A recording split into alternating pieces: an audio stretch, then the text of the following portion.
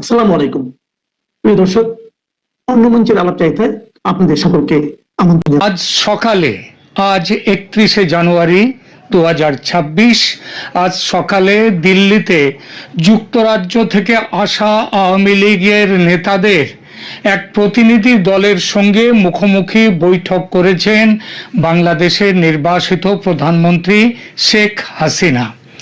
ভারত সরকারের অনুমতি ও সক্রিয় সহযোগিতা ছাড়া এই বৈঠক হতে পারত না। অর্থাৎ গত কিছুদিন ধরে একের পর এক শেখ হাসিনার বিভিন্ন সংবাদ সম্মেলন ইত্যাদি নিয়ে যেভাবে ভারতে আওয়ামী লীগ সক্রিয় হয়ে উঠেছে এবং এই সক্রিয় হওয়ার বিরুদ্ধে যেভাবে বাংলাদেশের বর্তমান অন্তর্বর্তী সরকার বিরোধিতা করছে, ভারত তাকে বিন্দুমাত্র আমল দিল না, এটা বুঝে যাওয়া যায় এই ঘটনা থেকে। যথারীতি আওয়ামী লীগ দলের প্রতি ভারতের সমর্থন ক্রমশ, যেটা পরোক্ষ পর্যায়ে ছিল কিছুদিন আগেও, সেটা এখন প্রত্যক্ষ সহযোগিতার পথে চলতে যে শুরু করেছে, এটা নতুন করে বলার অপেক্ষা রাখে না। প্রশ্ন ওঠে, এই সহযোগিতা কি 71-এর মার্চের মতো সামরিক সহায়তার জায়গায় চলে যাবে? এই বিষয়টি নিয়ে এখনকার প্রতিবেদন। তবে প্রথমে এই বৈঠকের খবরটির কিছু বিবরণ দিয়ে শুরু করি আলোচনা। আজ 31শে জানুয়ারি 2026 দিল্লির একটি সুরক্ষিত বাসভবনে শেখ হাসিনার সঙ্গে যুক্তরাজ্য আওয়ামী লীগের ব্রিটেনের আওয়ামী লীগ নেতাদের বৈঠকের খবরটি বেশ চাঞ্চল্য তৈরি করেছে।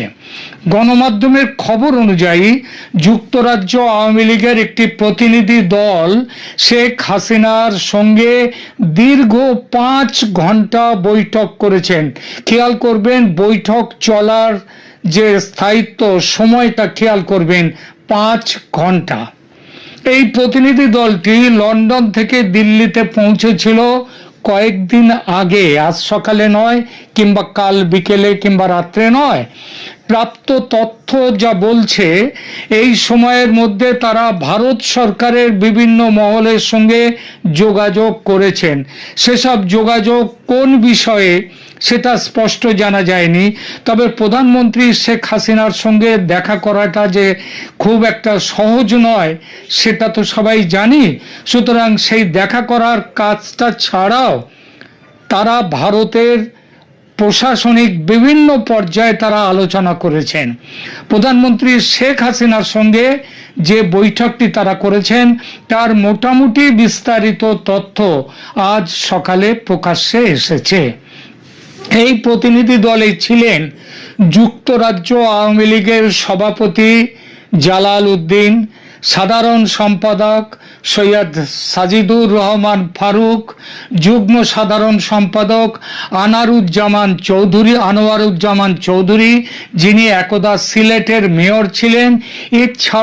এরা ছাড়াও আরো 2-3 জন অন্যান্য নেতা, সর্বমোট 5 জন নেতা এখানে ছিলেন। নিরাপত্তা ব্যবস্থা ছিল অত্যন্ত কঠোর। বৈঠকটি অত্যন্ত কঠোর গোপনীয়তা ও নিরাপত্তার মধ্যে অনুষ্ঠিত হয়। কিরকম, তার একটু বিবরণ দিই। ভারতীয় নিরাপত্তা বাহিনীর বিশেষ গাড়িতে করে নেতাদের নির্দিষ্ট বাসভবনে নিয়ে যাওয়া হয়। সেখানে তাদের মোবাইল ফোন বা অন্য কোনো ইলেকট্রনিক ডিভাইস সঙ্গে রাখার অনুমতি ছিল না, সেগুলো জমা রেখে দেওয়া হয়। কিন্তু ফলে যে পুরো আলোচনার পুঙ্খানুপুঙ্খ বিবরণ কোনো জায়গা থেকে পাওয়ার কোনো উপায় নেই। তবে বৈঠকে উপস্থিত নেতাদের বরাতে যা জানা গেছে, এক হচ্ছে শেখ হাসিনাকে যথেষ্ট আত্মবিশ্বাসী ও দৃঢ় প্রতিজ্ঞ মনে হয়েছে। দীর্ঘ নির্বাচনে থাকলেও তিনি মানসিকভাবে আদৌ ভেঙে পড়েননি, এখনো বজ্রের মতো শক্ত এবং কঠোর আছেন। তবে আগের তুলনায় তার শরীরের ওজন কিছুটা কমেছে বলে এই নেতারা জানিয়েছেন। আলোচনার বিষয় কি ছিল? বৈঠকে মূলত বাংলাদেশের বর্তমান রাজনীতিক পরিস্থিতি এবং আসন্ন 12ই ফেব্রুয়ারি নির্বাচন নিয়ে তাদের মধ্যে আলোচনা হয়েছে। এই নির্বাচনের প্রেক্ষিতে আওয়ামী লীগ নেতা কর্মীদের কি দায়িত্ব সেটাও সেখানে আলোচনা হয়েছে। শেখ হাসিনা দলীয় নেতা কর্মীদের মনোবল শক্ত রাখার এবং পরিবর্তিত পরিস্থিতিতে ঐক্যবদ্ধ থাকার নির্দেশ দিয়েছেন বলে জানা গেছে। নেতারা যারা ওখানে ছিলেন তারা বললেন, আমাদের কাছে অনেক রকমভাবে অপপ্রচার চলছে যে আপনি নাকি এই আপনার যে নেতৃত্ব ছেড়ে আপনি রাজনীতি থেকে বিদায় নেওয়ার কথা ভাবছেন। এটা তারা জানতে চেয়েছিলেন শেখ হাসিনার কাছে। শেখ হাসিনা স্পষ্ট বলেছেন যে এরকম কোনো চিন্তা ভাবনা তিনি আদৌ করেননি এবং আগামী দিনে যতদিন না বাংলাদেশকে তিনি উদ্ধার করতে পারবেন এই ইউনূসের কাছ থেকে, এই সরকারের কুশাসন থেকে উদ্ধার করতে না পারবেন, যতদিন না দেশকে আবার উন্নতির পথে এগিয়ে নিয়ে যেতে পারবেন, মানুষের চোখের জল মুছে নেওয়ার ব্যবস্থা করতে পারবেন, ততদিন তিনি কোনো রকম অবসর নেওয়ার কথা ভাবছেন না এবং ভাববেন না। তিনি বরং বলেছেন যে নেতা কর্মীদের মনোবল শক্ত রাখার এবং পরিবর্তিত পরিস্থিতিতে ঐক্যবদ্ধ থাকার নির্দেশ দিয়েছেন বলে জানা গেছে এবং এটাও বলেছেন এখন থেকে তিনি নিয়মিত নির্দেশ সমস্ত কিছু পাঠাবেন। আরও জানা গেছে আগামী 2-1 দিনের মধ্যে বড় কিছু ঘটার সম্ভাবনা আছে বাংলাদেশে। সেই পরিস্থিতি এলে দলের কি করণীয় হবে দেশে ও বিদেশে সে সম্পর্কে আলোচনা ও সিদ্ধান্ত হয়েছে। তিনি ব্রিটেনের এই প্রতিনিধি দলকে আরও বলেন যে আন্তর্জাতিক আদালতে, ইন্টারন্যাশনাল যে ক্রাইমস কোর্ট যেগুলো রয়েছে সেইখানটাতে তাদেরকে আরও সক্রিয় হওয়ার জন্য এবং এই সরকারের বিরুদ্ধে আইনগত ব্যবস্থা নেওয়ার জন্যে সমস্ত ব্যবস্থা নেওয়ার কথা তিনি সেখানে নতুন করে বলেছেন। এই প্রসঙ্গে 12ই ফেব্রুয়ারি বাংলাদেশে ত্রয়োদশ জাতীয় সংসদ নির্বাচন এবং জুলাই চার্টার নিয়ে যে সাংবিধানিক গণভোট অনুষ্ঠিত হতে যাচ্ছে সেই প্রেক্ষাপটে ভারতের সম্ভাব্য ভূমিকা সম্পর্কে যুক্তরাজ্যের প্রতিনিধিদের অবহিত করেন শেখ হাসিনা। তিনি আরও বলেন যে ভারত বাংলাদেশে এতদিন ওয়েট অ্যান্ড ওয়াচ এই নীতি নিয়ে চলছিল, সেটা এখন পাল্টে গেছে। ভারতের অপেক্ষা করো এবং দেখো নীতি যে বড় পরিবর্তনের দিকে যাচ্ছে। সাম্প্রতিক ঘটনা প্রবাহ তার স্পষ্ট ইঙ্গিত দিচ্ছে। ভারতের এই কঠোর ও সতর্ক অবস্থান নিয়ে আন্তর্জাতিক মহলেও নানা বিশ্লেষণ চলছে। ভারত ঐতিহাসিকভাবে আওয়ামী লীগের ঘনিষ্ঠ হলেও বর্তমান পরিস্থিতিতে তারা বিএনপির সঙ্গে একটা স্ট্র্যাটেজিক যোগাযোগ বাড়িয়েছে। ভারত চাইছে বাংলাদেশে একটি স্থিতিশীল সরকার থাকুক যারা ভারতের উত্তর পূর্বাঞ্চলের নিরাপত্তা এবং দুদেশেরই বাণিজ্যিক স্বার্থ রক্ষা করবে। নির্বাচনকালীন সহিংসতা এবং সংখ্যালঘু সম্প্রদায়ের নিরাপত্তা নিয়ে ভারত যে ভয়ঙ্কর রকমের উদ্বেগের মধ্যে আছে সেটা তিনি জানিয়েছেন এবং তিনি এটাও জানিয়েছেন এই উদ্বেগ থেকে বাঁচার জন্য ভারত যে কোনো কড়া ব্যবস্থা নিতে পারে। ভারতীয় কূটনীতিকরা আন্তর্জাতিক মহলে এবং বর্তমান অন্তর্বর্তীকালীন সরকারের সঙ্গে আলোচনায় সংখ্যালঘুদের সুরক্ষা নিশ্চিত করার উপর গুরুত্ব দিয়েছেন বারবার, কিন্তু এই সরকার তা কিছুই করতে পারেনি। দিল্লি থেকে শেখ হাসিনার সাম্প্রতিক অডিও বার্তা এবং রাজনৈতিক কর্মকাণ্ডে অন্তর্বর্তীকালীন সরকার তীব্র ক্ষোভ প্রকাশ করেছে। ঢাকা থেকে জানানো হয়েছে যে ভারতের মাটিতে বসে হাসিনাকে রাজনৈতিক বক্তব্য দিতে দেয়া প্রতিবেশী সুলভ আচরণের পরিপন্থী।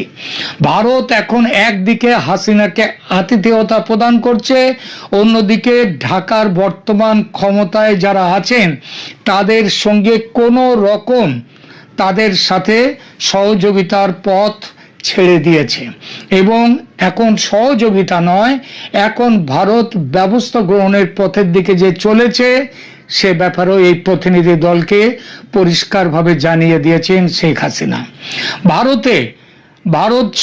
ভারত সরাসরি নির্বাচনে হস্তক্ষেপ না করলেও তারা চায় একটি অংশগ্রহণমূলক নির্বাচন হোক বাংলাদেশে, কিন্তু আওয়ামী লীগ বর্তমানে নিবন্ধিত দল হিসেবে অংশ নিতে পারছে না, কারণ তাদেরকে নিষিদ্ধ রাখা হয়েছে। কিন্তু জামায়াতে ইসলামের মতো শক্তির উত্থান নিয়ে ভারতের কৌশলগত উদ্বেগের কারণ রয়েছে। সংক্ষেপে, ভারত সরকার শেখ হাসিনাকে সর্বোচ্চ নিরাপত্তা দিয়েছে। 12ই ফেব্রুয়ারি নির্বাচনকে কেন্দ্র করে সরাসরি পক্ষ কিছু না নিয়েও তারা কিন্তু তাদের ওয়েট অ্যান্ড ওয়াচ যে নীতি তা থেকে সরে এসছে। ভারত সরকার সাধারণত চরম সংকট ছাড়া দূতাবাস কর্মীদের পরিবার সরিয়ে নেয়নি কোথাও, আজকে সেটা নিয়েছে।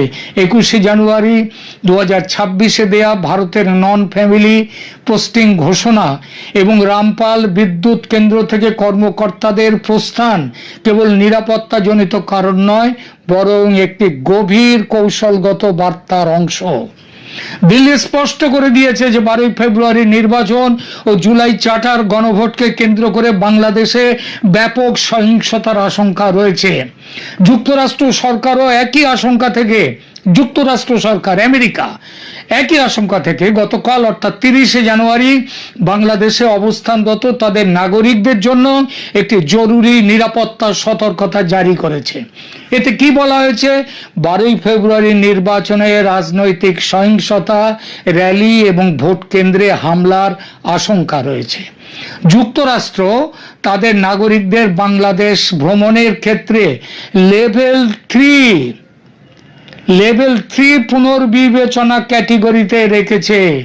লেভেল 3 রিকনসিডার ট্রাভেল, মানে এই সময় বাংলাদেশে আসাটা ঠিক নয়, পুনর্বিবেচনা করার সিদ্ধান্ত। এছাড়া রামপাল বিদ্যুৎ কেন্দ্রের কর্মকর্তাদের চলে যাওয়া জানুয়ারির শেষ সপ্তাহে 17 জন ভারতীয় কর্মকর্তাকে তুলে নিয়েছে দিল্লি, যাদের মধ্যে 9 জন হচ্ছে ঊর্ধ্বতন প্রকৌশলী এবং এদের চলে যাওয়ার ফলে রামপাল বিদ্যুৎ কেন্দ্র আপাতত তাদের কাজ প্রায় বন্ধ হওয়ার মুখে। এছাড়া ভারত যে ফেন্সি পাইপলাইন দিয়ে যে ডিজেল পাঠাচ্ছিল, পেট্রোল পাঠাচ্ছিল, গ্যাস পাঠাচ্ছিল বিভিন্ন অন্য জায়গা থেকে, সেসবগুলো বন্ধ করে দেওয়ার ব্যাপারে সিদ্ধান্ত নিয়ে ফেলেছে।